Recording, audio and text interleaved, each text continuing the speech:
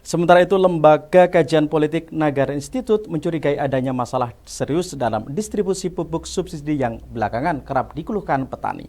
Nagara Institute juga siap menerima informasi adanya petani yang mendapatkan diskriminasi. Untuk membantu pemenuhan dan penangani permasalahan serius distribusi pupuk subsidi, Lembaga Kajian Nagara Institute gelar diskusi yang melibatkan banyak stakeholder di Semarang. Pada kesempatan itu, Direktur Utama Nagara Institute, Akbar Faisal, mencurigai adanya masalah serius dalam distribusi pupuk subsidi yang belakangan ini dikeluhkan petani di ruang publik. Tidak hanya kesulitan pupuk, Nagara Institute juga telah menerima informasi adanya petani yang mendapat diskriminasi. Contohnya, petani membuat pupuk sendiri dan berhasil baik dari segi produktivitas yang diikuti petani lain. Dalam perkembangan itu menjadi sasaran oknum penegak hukum. Abra Faisal menambahkan pihaknya menemukan problem yang harus dicari solusinya. Salah satu di Jawa Tengah, dalam beberapa tahun terakhir jumlah petaninya berkurang dan produktivitasnya menurun nomor 2 setelah Jawa Timur. Sering sekali mendengarkan di ruang publik bagaimana keluhan masyarakat khususnya petani dalam hal distribusi ya, khususnya di pupuk subsidi ini.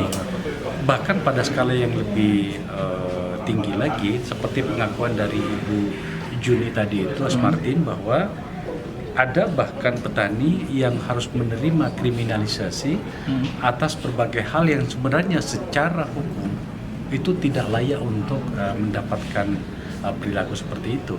Hasil dari FGD ini nantinya akan menjadi bagian dari riset in-depth yang sama yang kita lakukan pada bagian pertama dulu menyangkut pangan itu, tapi ini lebih spesifik lagi menyangkut masalah pupuk, khusus sekali menyangkut masalah distribusi dan seterusnya. Sementara itu, Kepala Dinas Pertanian dan Perkebunan Jawa Tengah, Supriyanto, membenarkan distribusi pupuk subsidi tak lepas dari sejumlah masalah. Selain alokasi pupuk subsidi hingga ketidaksesuaian data penerima di ERDKK dengan alokasi. Supriyanto berharap hasil diskusi ini dapat mengevaluasi program Kartu Tani hingga distribusi pupuk bersubsidi, atau menggunakan solusi lain dengan memberi subsidi hasil petani. Kepastian kan berawal dari kebutuhan, karena kita dapat pupuk subsidi alokasi dari Jakarta. Alokasi itu atas dasar usulan ERDKK masuk ke sana, kemudian dapat alokasi lah di sini. Kalau dari jumlah terkait dengan yang disediakan, jelas bahasa saya kurang. Masih kurang. Kenapa? Karena alokasi itu kan hanya untuk 9 komoditas. Permentan 10 2022. Lalu komoditas kita kan 69. Artinya tetap kurang toh? Iya, karena alokasinya terbatas. Contoh, padi, jagung, kedelai di tanaman pangan. Tanaman pangan kan masih banyak yang lain. Apa itu? Kayak porang katanya dikembangkan, kita nggak punya.